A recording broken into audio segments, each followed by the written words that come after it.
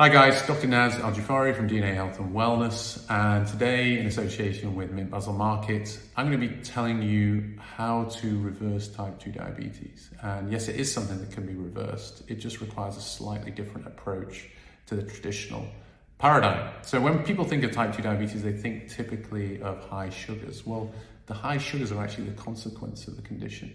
The root of the disease is something called insulin resistance. Insulin resistance is caused by having high insulin levels, which then leads to insulin resistance, which then leads to even higher insulin levels and more insulin resistance. So as you can see, it's a self-perpetuating cycle. And you'll get to the point where your body taps out, can't produce enough insulin, and the sugars start to rise.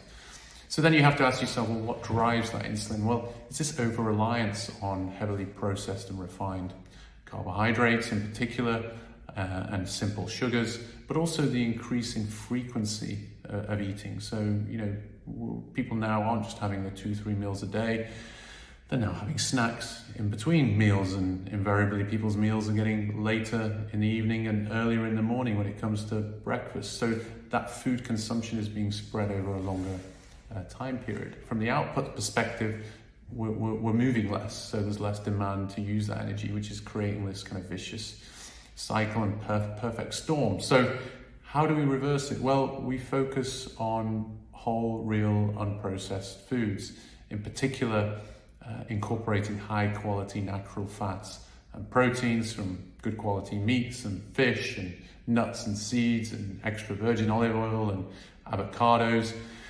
And in terms of what else you can do, you can also implement intermittent fasting, which a lot of people will have heard of now. So that's incorporating a restricted time period within your day where you're consuming your calories. So outside of that period, you would have non-calorific liquids. And that eating period can typically be anywhere between 2 to 10 hours. So the rest of the time you're in a fasted state.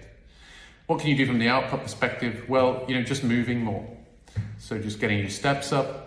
We know from the research that also incorporating some muscle stimulation in the form of resistance training and also forms of interval training where you're doing a mix of high intensity and low intensity is also very effective at reversing insulin resistance.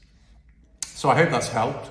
If you want any more information, then you can reach us at Basil Market and also at Dr.Nas_Wellness on Instagram. Hope to see you soon.